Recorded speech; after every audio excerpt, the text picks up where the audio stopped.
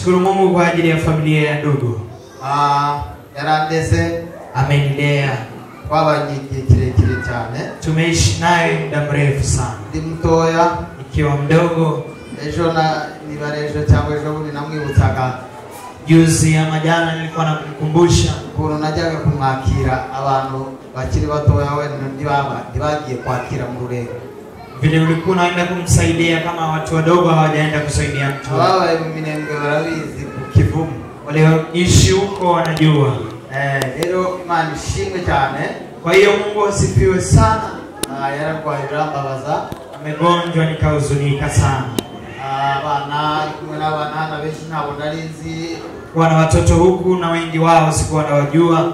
Ariko Imana ishimwe kuko nababonye. Lakini Mungu asifiwe kwa kuwaona. Kandi mbona n'umuryango munini. Na nikaiona familia kubwa. Imana ihabwe icyubahiro. Mungu apewe sifa. Hano hari ababyeyi banje. Hapa kuna wazazi wangu. Hari abavandimwe. Kuna ndugu zangu. Kuba rero mu by'ukuri turi kumwe nabo. Kiwa tuko pamoja nao. Imana ihabwe icyubahiro. Mungu asifiwe.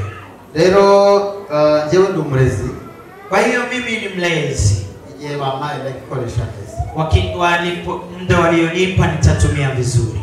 Kandi reka mbite mboneraho n'aka kanya ko kwigisha abantu bakiri bato.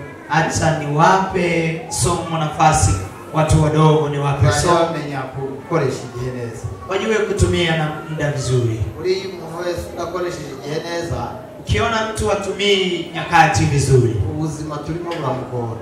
Jua maisha ya sasa yatakuwa ngumu kwako. Igihe nicyo dukorera mu Imana. Nyakati ndio ndani tunamtumikia Mungu. Igihe nicyo turerera mu abana. Nyakati ndani tunalea watoto ndani. Igihe nicyo dukora mu kazi.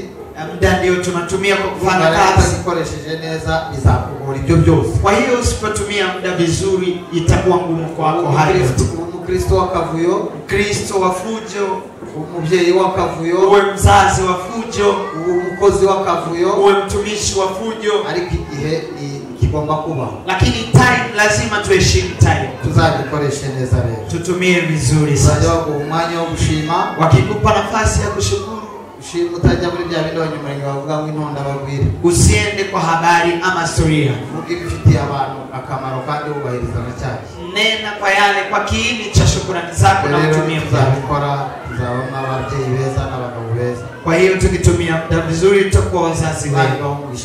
Mungu awabariki sana. Reka abafite za Biblia badufashe. Wale wanazo Biblia tusaidie kusoma. Migani igice cya 4:23. Midhari 4:23. Migani igice cya 4:23. Midhari 4:23. Izo gusomera mu Kiswahili ariko umuntu uzakuba afite Biblia yera abidufashemo. Tusoma. Dusome. Aravuze ngo rinda umutima wawe kuruta ibindi byose birindwa kuko ari iby'ubugingo bikomokaho. Amen. Amen. 4:23. Linda moyo wako kuliko yote ulindayo. Maana ndio kitokako chemichemi ya uzima. Amen. Hallelujah. Amen. Oh, hallelujah. Amen. Muri minota tugiye kuganira, katika dakika hizi tunataka kuongea. Nifuje ko tuganira namwe ijambo. Taka tuzungumzie neno hili.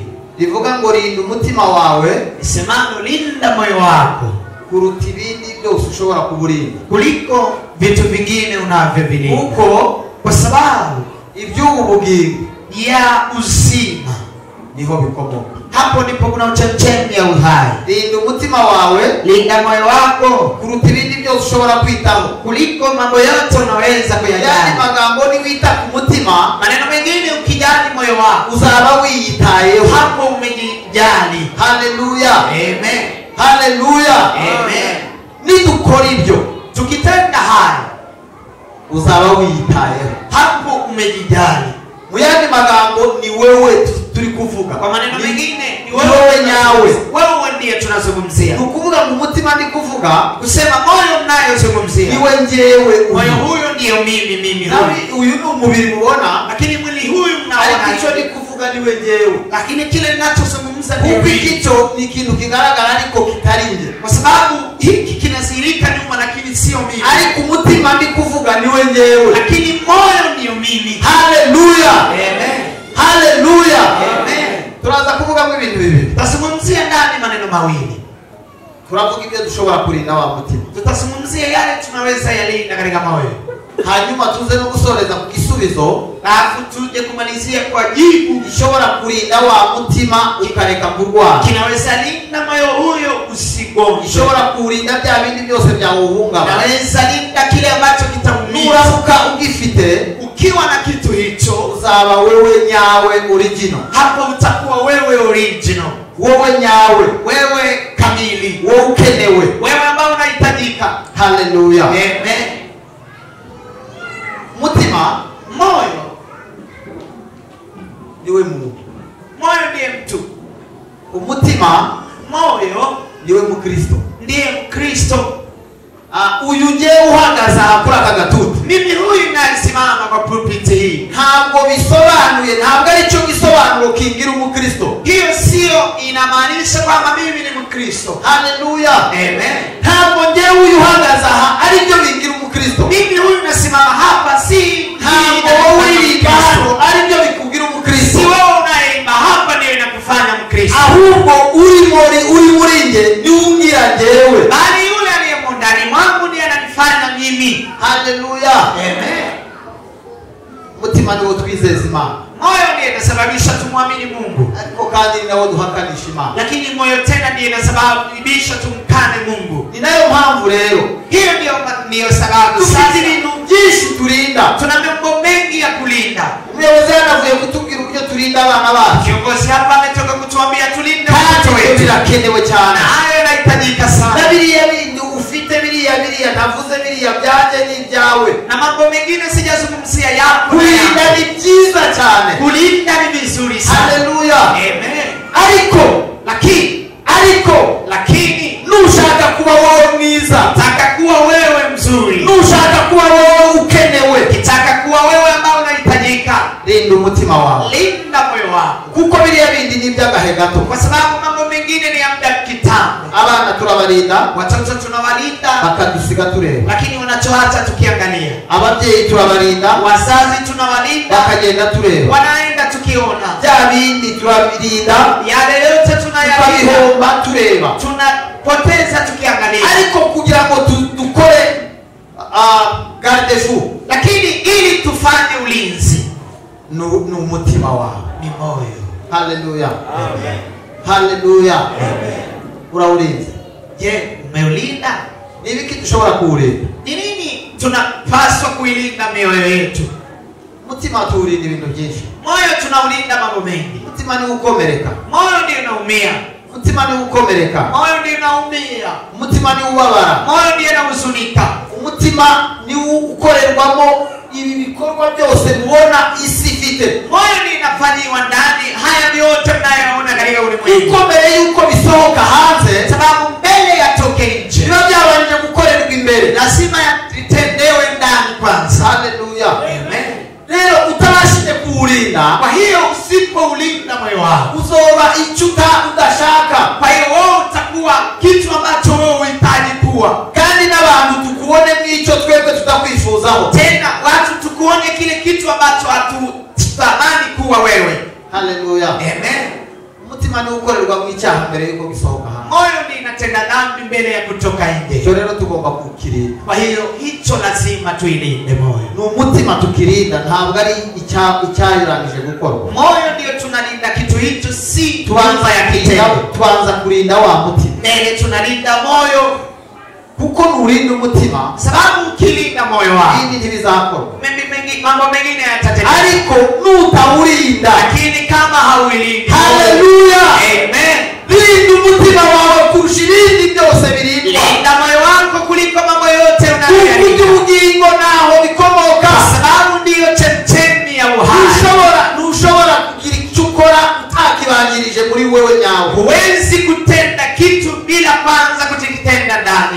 Haleluya. Amen. Umutima ntushobora kurinda amaganya. Moyo ndiyo inaweza kulinda malalamishi. Wewe ulinda maganya. Unailinda malalamishi. Uko nuwa mu maganya. Kwa sababu ukiishi ndani ya maisha ya malalamiko, wewe hautakuwa Mkristo mwema. Nuba munyabyaha nuzaba ukibaye umuntu mwiza. Kiwa mwenye dhambi hautabadilika kuwa mtu mwema. Hari ikintu naje gusanga muri iyi si ya kino gihe. Kuna kitu nilikuja kugundua katika ulimwengu wa sasa.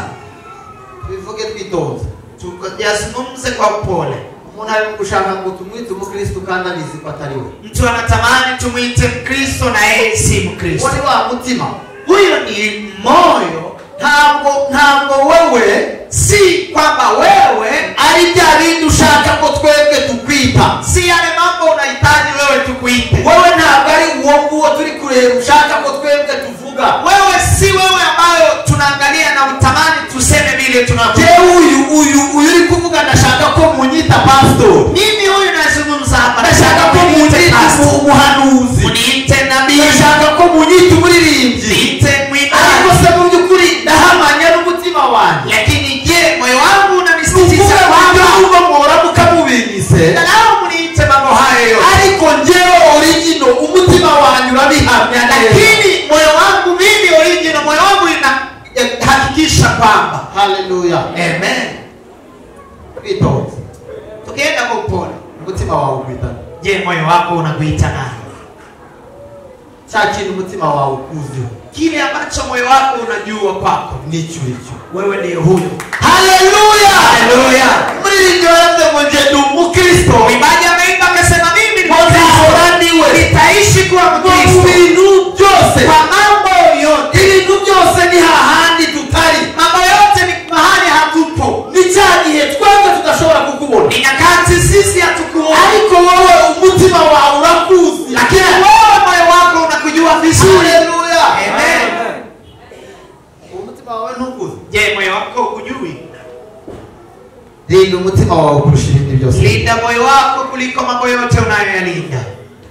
Umutima w'umuntu, Moyo wa mtu, Biblia bivuga neza kurusha ibindi byose gushukana. Biblia inasema vizuri ni zaidi ya mambo yote kudanganya. Ninayo mpamvu tugomba kuurinda. Ndio maana tunapaswa kuilinda. Ninayo mpamvu tugomba kuzitira. Ndio maana tunapaswa kuweka Kuvuga ngo ni kusema abantu barashaka kuba icyo batari cyo. watu wanatamani kuwa kitu ambacho si hicho.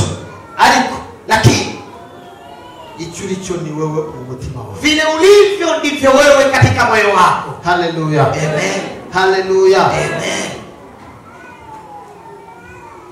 Umutima tuurinda uburakari. Moyo tunailinda hasira. Tuurinda kubabara. Tunailinda kuumia.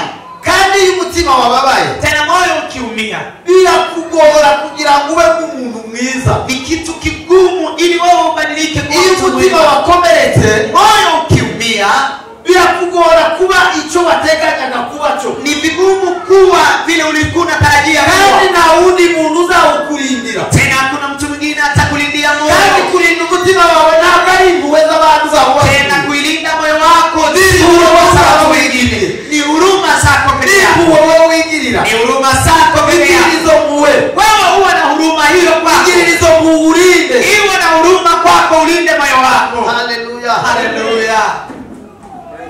Abanyamujyi Watu watamu batandukanye n'abanyacyaro. ni tofauti na watu wa ushago. Naje gusanga abantu beza babaho Nilikuja kugundua watu wema ambao wanaishi muri experience yanjye njyewe. katika experience zangu mimi. Naje gusanga umuntu wavuye mu cyaro azi ubwenge, Nilikuta ni mtu aliyetoka ushago akiwa ni mtu mkubwa mzima, akaza mu mujyi, akaja town, ariko yamara akabigirira mu ubwenge, lakini akawa na hekima ndani ya town hii. umugabo mwiza, Akawa mzee mwema, abamo n'umugore mwiza, akawa mke mwema, akabamo n'umukristo mwiza, akawa Mkristo mwema, kuko aba afite ubwenge buvanze ukuntu, kwa sababu ana hekima ama ana akili ambazo aba afite zimechanganyika, n'uburere, hata ana malezi. ariko mu mujyi Lakini katika town abantu bari gushaka kuba ikintu si abantu. watu wanatamani wawe si watu. Agira indangagaciro zimuranga. Hana karakta ambazo zinamuna. Unamwita n'igiti, hautamwita mti, akabaho hagati ahantu anakaa hapo katikati tu, kandi agashaka ngo abantu babimushimire. tena anatamani watu wamshukuru kwa mambo haya. Abantu biga, Watu ambao wanasoma hari icyo bakoresha menta muramumva. kuna kitu wanatumia mentor, mnasikiza. Uriye ni kutagira mentorship muri wewe, Kama wewe ndani mwako hautagira mentorship, wigiraho, hauna mtu ambaye ni kielelezo kwako, ntabwo uzaba umuntu muzima, wewe hautakuwa mtu mzima. bitagushobokera, Haiwezekani, ntibishoboka. haiwezekani. Muri Kristo ugira ugomba kwigiraho. Ndani ya Kristo lazima Niyo wewe mpamvu mentor. abashumba baba bahari. Ndio maana viongozi hao Mu buzima busanzwe tuba dufite ababyeyi, katika maisha ya kawaida ababyeyi wazazi. urugero rwiza tugomba kureberaho. Wazazi ni kielelezo chetu Icyo tunapaswa tutakora, hayo usipoyafanya uzaba utararinze umutima wawe, hapo hujaulinda moyo wako, kandi ntabwo uzaba umuntu mwiza, tena hautatoka mtu mwema, ntabwo uzaba umukristo mwiza, hautatoka Mkristo ntabwo mwema, uzaba umugore mwiza, hautatoka ndani mke ntabwo uzaba mwema, umugabo mwiza. hautatoka mzee Ariko mwema. rero hari ibyo tugomba kuba twarakoze kugira ngo ibyo byose bizatugereho. Lakini kuna mambo lazima tuyafanye ili mambo Nuko yote tuzaba yafike. twararinze wa muntu nyawe. Ni kwa sababu tumemlinda mtu huyo original. Haleluya, Amen. haleluya, Haleluya. turi kumwe. Yes. Nuko uzaba wararinze wa mutima Ni kwa sababu umeilinda moyo wako. Linda umutima wawe kurusha ibindi byose biri, Linda moyo wako kuliko vitu vyote vinavyolindwa, kuko iby'ubugingo niho bikomoka. sababu ndiyo chemichemi ya uhai. Hariho ibintu dushobora kurinda wa mutima, Kuna vitu lazima tulinde moyo, kuko nibwo uzaba wewe nyawe, hapo ndipo utakuwa wewe original, wowe ukenewe. wewe ambao unahitajika. Dusomera mu gitabo cya Timotheo 2 Soma Timotheo wa pili igice cya 3 umurongo wa 1 kugeza kwa 5. sura ya 3 mstari wa 1 mpaka 5. Tugendane gahoro, Tuende pole pole, byumve neza, sikize vizuri, wumve icyo ukeneweho kugira ngo ukirinde. sikiza kile ambacho unahitajika na ukilinde. Ibi urabirinda wa mutima. Haya utayalinda kwa ajili ya moyo wako. Nubirinda umutima wawe, Na ukilinda moyo wako mambo haya, uzabamo wowe ukenewe, hapo utakuwa wewe ambao unahitajika, uzabamo wowe wifuzwa, utakuwa wewe ambao unatamaniwa, uzabamo wowe nyawe, utakuwa wewe original, wowe buri wese azakenera, wewe ambaye kila mtu wowe atatamani, buri wese azigana, wewe ambaye kila mtu ataigwa wewe. nuramuka urinzi ibi. Ukilinda moyo wako mambo haya. Haleluya. Amen. Wadufasha Timotheo 2 Timotheo wa pili igice cya 3 mu guhera ku murongo wa 1. 3 mstari wa 1. Turaza kurangiriza kwa 5. Tamalizia wa 5. haravuze ngo ubuhenebere buteye ubwoba bwo mu minsi y'imperuka. Aha, yes. Umenye yuko mu minsi y'imperuka Kumbuka kwamba siku za mwisho hazaza ibihe birusha, kutakuwa nyakati za tabu. kuko abantu bazaba bikunda, Watu watakuwa wanajisifu, bakunda impiya, wenye tamaa, birarira, dhaifu, bibona, majivuno, batukana, wenye kujiona na kutusiana, batumvira ababyeyi babo, hawatii wazazi wao, idashima, wasioshukuru, batarabera, si watakatifu, badakunda n'ababo, hata hawapendi ndugu zao, batuzura, babesherana, wakudanganyishiana batirinda, bila kujilinda, bagira urugomo, badakunda ibyiza, hawapendi mema, bagambana, ibyigenge, bikakaza, bakunda ibibanezeza aho gukunda Imana, bafite ishusho yo kwera ariko bahakana imbaraga zabo.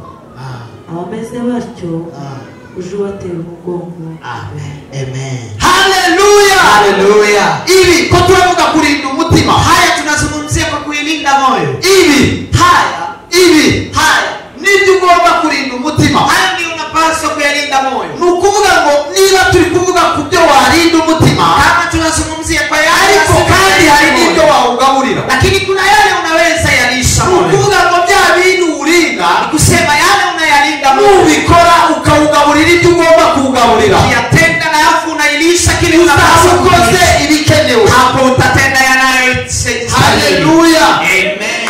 Mu gihe ngiki turimo cy'imperuka, Katika nyakati hizi za mwisho igihe tulizo, kigoye kumvisa abantu, katika nyakati ngumu za kusikiza igihe kigoye kugira ngo abantu bacumve, wakati gumu ili watu wakusikize, abantu bazaba bikuru. watu watakuwa wajipendao. Icyo rero ugomba kukirinda umutima. Hapo lazima ulinde moyo wako kujipenda. Nuramuka wikunze, Ikiwa wewe unajipenda, ukabona uri ku murongo gusa wo kwikunda, unaona tu uko katika mstari wa kujipenda, uzamenye ko wa mutima utigeze uwurinda. jua kwamba haujailinda moyo wako. Wakuyeho uruzitiro, Wewe umetoa lango, icyo ari cyo cyose kizakwinjira, kila chochote tu kitakuingia utabashije kuwurinda. kwa sababu haujalinda moyo. Haleluya, haleluya. Amen. Ikintu cya kabiri barakoresha ikintu, Kitu cha pili ambacho utakilinda moyo, bo bakunda impiya. wanapenda pesa.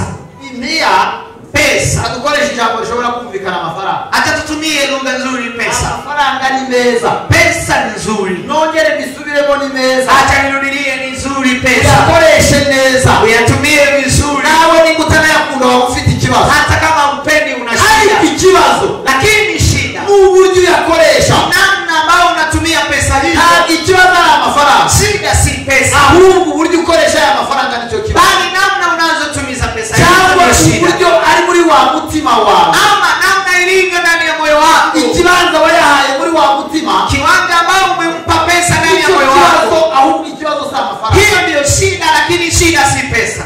Haleluya. Nubona amafaranga wayahaye umwanya wa mbere, Ukiona umeipa pesa nafasi ya kwanza kurusha umugore wawe, kuliko mke wako, kurusha umugabo, kuliko mume wako, kurusha abana bawe, kuliko watoto wako, kurusha ababyeyi bawe, kuliko wazazi wako, uzaba ufite ikibazo, hapo uko na shida, kuko ntazaba kibaye amafaranga, sababu hiyo si pesa tena. uzaba utaramenya umutima wawe. Hapo hujajua moyo wako. Haleluya. Rindu ibyo byose ubirinde umutima wawe, Hayo yote yalinde moyo wako. nibwo uzabamo umukristo mwiza, Hapo ndio utakuwa Mkristo mwema, nibwo uzaba umuntu mwiza. hapo ndipo utakuwa mtu mwema. Haleluya. Haleluya. Urinde kwirara, Ulinda moyo wako kujivuna, urinde ubwibone, ulinde moyo wako majivuno. urinde gutukana, Wewe linda moyo wako kutusiana, urinde kutumvira ababyeyi, linda moyo wako kutokutii wazazi, urinde kuba indashima. linda moyo wako kutokushukuru. Icyo cyo ni indwara umutima wa kino gihe w'abantu benshi Ni urwaye. magonjwa ambayo moyo wa watu wa sasa inagonjwa. Mambo yote wanayokutendea wabaye mutanyurwa, wewe, umekuwa mtu ambaye haushindwa, haushiki, haushukuru. Linda umutima wawe kutanyurwa, Linda moyo wako kuliko vitu linda umutima vyote. wawe kubindashima, Linda moyo wako kutokushukuru. linda umutima wawe Linda moyo wako kubesha, kudanganya. linda umutima wawe Linda moyo wako kubura umunyarugomo, kuwa mtu ambaye, linda umutima wawe kudakunda ibyiza. linda moyo wako kutoipenda mazuri. Ibyo nuramuka ubikoze, Hayo ukiyafanya, uzaba usohoje rino jambo, hapo umetimiza neno. bivuga ngo urinde kuruta ibindi byose birinde. Nuramuka ukoze ibyo, Ukifanya mambo hayo umetimiza neno lisemalo, linda moyo wako kuliko vitu vyote vilindavyo. amen, Amen. haleluya. Amen. Ibyo nuramuka ubikoze, Hayo ukiyatenda, uzaba umukristo mwiza. wewe utakuwa Mkristo mwema. Ntabwo njyewe Mimi hapa ndi umukristo uri mu rusengero, si Mkristo ambaye anaishi kanisani. ntabwo ndi umukristo Mimi si Mkristo kuko ndi umuririmbyi, kwa sababu mimi ni mwimbaji. ntabwo ndi umukristo kuko ndi umupasitori, Mimi si Mkristo kwa sababu mimi ni ndi pastor. umukristo kuko njyewe hari ibyo nujuje ibi nujuje. Mimi ni Mkristo kwa sababu nimejaza maneno haya ambayo nimesema ya kulinda moyo. Amen. Haleluya, Amen. haleluya. Amen. Ara akantu abantu bakino bajya kuvuga, Kuna kitu watu wa sasa huwa wanazungumza. ariko ibi ni ibiki? Namwambia haya ni nini? Ntabwo umukristo ni mu mutima, Anakuambia Ukristo si hapa, Ukristo ni ariko ndani ya ibintu bibiri moyo. bidatandukana. Lakini ni mambo mawili tofauti. Umutima, ibiri ku mutima bisesekara hehe? Yaliyo ndani ya moyo yanazihirika wapi? Katika kinywa. Ni ukuvuga ngo njyewe Ni kusema mimi ni ibiri mu mutima wanjye, mimi ni mambo yaliyo ndani ya ariko moyo hari wangu. n'ababinyuranya, Lakini kuna wale akaba wanatofautisha. yagaragaza uburyarya, Anaonesha hapa agashaka hapa, kugaragaza njyewe hano anasirisha ariko hapa, atari njyewe imbere. lakini si mimi ndani. wihisha ukwezi kumwe, huwezi jificha wihisha biri, miezi miwili. ari nicyo naje gutahura. Hata kuna kitu nimekuja kugundua. Nushaka kumenya ko umugabo ari umukristo, Ukitaka kumjua mume wako kwegera abana n'umugore, wewe mkaribie mke wake na watoto. cyo kintu muratumva kuko nibo ba mbere bakuze, sababu hao ndio wanakujua. Ushaka kumenya ko umuntu ari umukristo, Ukitaka kumjua mtu ni Mkristo, usegera abo bakorana umunsi ku wundi. wewe karibia wale wanaofanya naye kazi. Yabashije kuzitira umutima, kama amemfungia moyo wako, ntubashe kwinjira mu ibi ngibi, mambo haya yasiingie ndani mwako, uzatere vi hapo utiki.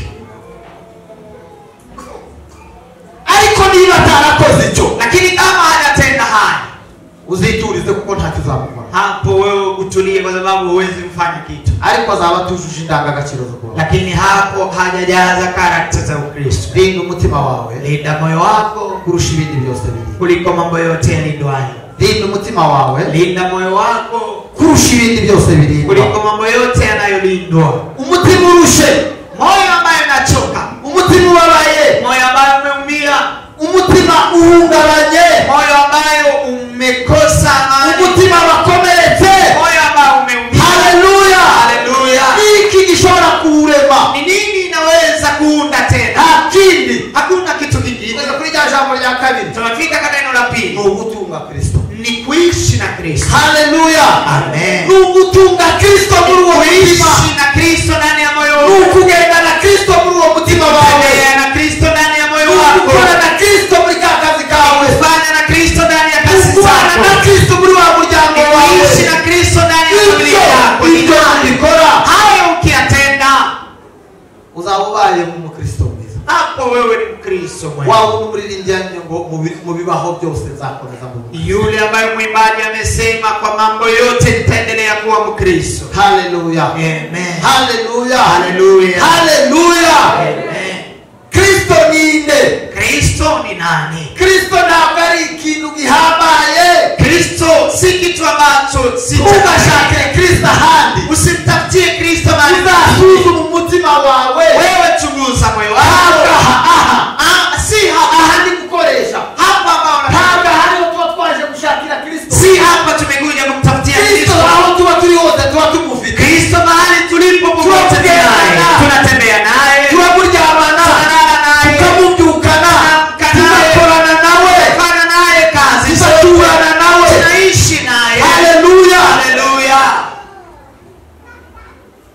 We yafashe imigisha yose. Amechukua baraka zote. Yes, yafashe imigisha yose Imana. Mungu amechukua baraka zote, Ibumbira muri Yesu. akaziweka ndani ya Imana Yesu. kutuha Yesu. Alipotupa Yesu, Yaduhaye byose. ametupa mambo yote. Ufite Yesu. Ukiwa na Yesu, Tuzaba dufite byose. hapo tuna mambo yote. Wa mutima nuwutungiramo Yesu. Moyo huyo ukimweka Kristo ndani, Imbere mu mutima wawe, ukiweka Yesu ndani ya moyo wako, uzaba wawurangije uwo mutima. hapo umemaliza moyo Uzaba wako, wawuzitiye. hapo umeiwekea lama. Ariko nuwushiramo ibindi, Lakini ukiweka mambo mengine ndani, kuko hari n'ibindi uzawushiramo. sababu kuna mambo mengine utaweka. Utitegure kwibyo ari byo uzasarura. Wewe jiandae kwamba utavuna mambo hayo. Haleluya, Amen. haleluya, Amen. haleluya, Amen. haleluya, Haleluya. oh haleluya, Haleluya. nufata Kristo Ukimchukua Kristo ukamushyira muri uwo na mutima, unaweka ndani ya moyo huyu, uzaba amahoro, hapo utakuwa salama, uzamuka neza, hapo utaishi uzagendana n'abandi neza, utatembea na watu wengine vizuri, uzakorana n'abandi neza, utafanya na watu wengine vizuri, uzasurana n'abandi neza. utaishi na watu vizuri. Haleluya. Haleluya. Icyo nubikora, Hayo ukiyafanya, uzaba warawuzitiye, hapo utakuwa umeiwekea upako, uzaba warashizeho garde fou, hapo umefanya ulinzi mzuri, uzaba warakoze ibyo wakagombye gukora. hapo umefanya kile ungepaswa kutenda. Yesu Yesu ni urukundo. ni upendo. Niba udatuza urukundo Kama rw'ibyaha, hauishi na upendo, ndagira ngo nguhebeshe kasi nataka kukuambia iyi kwamba nzira twakurikiye y'agakiza, njia hii ya wokovu ambayo niba tumefuata, udatuze mu rukundo kama hauna upendo, uzakunama, utashindwa, kuko Yesu ni urukundo. sababu Yesu ni upendo. Iyo bitajya kuba n'urukundo rwa Yesu, Isingekuwa upendo wa ntabwo Yesu, wakagombye kuba uri wewe. haungekuwa wewe. uriho kubera kuko Kristo Unaishi kwa sababu Kristo anaishi. turiho kuko Kristo ariho. Tunaishi kwa sababu Kristo anaishi. Yabivuze neza ngo kuko Imana yakunze abari mwisi mugatumye itanga umwana wawe w'ikirenge atoe mtoto wake wa pekee umwizera ili amwaminie watarimbuka asipotee ubugingo bali apewe uzima. Haleluya, haleluya. wa mutima niwo twizeza Imana. Moyo huyo ndio tunamwamini. Ntabwo uzamwizeza amagambo. Hautamini Mungu kwa sababu ya maneno. Uzamwizeza amagambo. Hautamini Kristo kwa sababu ya maneno. Ni moyo. Haleluya, haleluya. Nushaka kumenya ko umuntu agukunda, kuitaka kujua kwamba mtu anakupenda, ukagendere ku magambo. usitembee kwa maneno yanayokuwa mbili. Uzarebere ku byo agukunda. Wewe angalia matendo. Ukagendere kuri cyo reka nongere mbabwire we na tuzongera kubona navuga. Acha niwaambie tena hatutapata. Moyo ukubwira ngo ndagukunda inshuro igihumbi. Tui hata kuambia na David nyina bahungu n'abakobwa badotwo musheri shushu. Yani wachumba wanaambiana. Ariko kiriya ntabwo ari kimenyetso. Hayo si ishara ya upendo. Ntabwo ari cyo. Hiyo si ishara ya upendo. Ikimenyetso ni icyakora. Ishara ni kile kinachotenda. Ni kile kinachotoka ndani. Haleluya. Amen. Ntabwo uzavuga mukunda Kristo. Hautasema nampenda Kristo utaranazanye n'ibyaha. bila kuja na mambo yako. Nuvuga mukunda Imana. Ukisema nampenda Mungu ariko ifaranga zawe zitarakunda. lakini pesa zako hazijampenda Mungu. Akazi kawe katarakunda. Kazi yako haijampenda Mungu. Abana bawe batarakunda. Watoto wako hawajampenda Mungu. Hapo ni uongo mtupu. Haleluya. Haleluya. Ariko ni gukunda Na Kristo, ukimpenda Kristo, tumukundana n'ibyaha. tunampenda na mambo yetu, Tumukundana n'abacu. tunampenda na vitu vyetu vyote. Ikimenyetso cy'uko umukunda Ishara ya kudhihirisha kwamba ni unampenda gukora. ni matendo. Haleluya. Amen. Hapo ikimenyetso ari ubivuga. Matendo ishara si yale unayosema. Ntabwo ikimenyetso cyo gukunda Yesu Ishara ya kumpenda Yesu si yale unayozungumza, ari ibyo ukora, si ni yale unayoyatenda, ni ibyo wagaragaje kuri Yesu, ni yale unayozidisha kwa Yesu. bavandimwe, Ndugu wapendwa, Mungu awabariki. tulinde umutima wacu Tulinde mioyo yetu kurusha ibindi byose biri, kuliko mambo yote yalindwayo, kuko ibyo bugingo kwa sababu ndio niho bikomoka. chemchemi ya uhai. Iminota yanjye irarangiye, Dakika zangu zimeisha. nagira ngo nkubwire iki kintu. Nataka kukuambia kitu hichi. Linda umutima wawe, Linda moyo wako kurusha ibindi byose kuliko mambo yote yalindwayo. nubikora Ukitenda hayo, uzaba ubaye hapo utakuwa ukenewe mtu ambaye anahitajika muri ubu buzima katika maisha ya sasa buzaza. na maisha yatakayokuja. Mungu awabariki.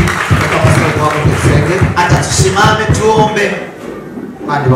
Mungu awabariki sana. Nimukore ibyo, Ukitenda hayo, nimukore ibyo, ukitenda hayo, muzaba mubaye bakene, hapo utakuwa wema, muzaba mubaye bakene, hapo utakuwa wenye Imana wanahitajika. ibafashe, Tena Mungu awasaidie. Imana ibahe, Mungu awabariki. umenye kurinda umutima wawe Jua kuilinda moyo wako kurusha biriya bindi byose. kuliko mambo yote mengine. Ibyo witaho uhereye muri aka kanya, Yaani unajali kuanzia sasa. wite ku buzima umutima wawe, Wewe jali moyo wako. menye ibyo urinda, Jua yale unapaswa menye kulinda. ibyo ugaburira, Jua yale unapaswa kulisha moyo. uzaba ukoze ibikenewe. Hapo utakuwa umetenda yale Iri yanayohitajika. bihe Amen.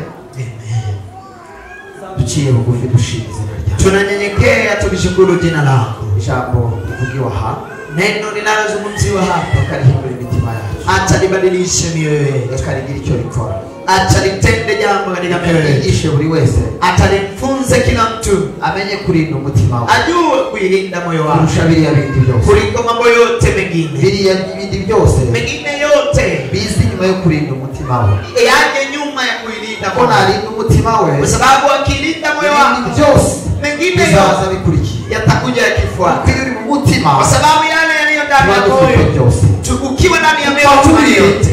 Kwa tuba sababu dufite byose, mahali ulipo tuna mambo aho yote. uri tuba dufite byose, Mahali ulipo tuna mambo muri yote. byose, muri byose. Wewe ni yote ndani ya Reka rero yote. bige kugutunga, Acha tuige kuishi nawe, kuko nibo bazaba bashya. kwa sababu hao ndio watakuwa watu kamili. Tugushimiye yuko ubikoze. Tunakushukuru kwa sababu unatenda Mu izina rya Yesu. katika jina la Yesu. Amen. Amen. Amen. Asante.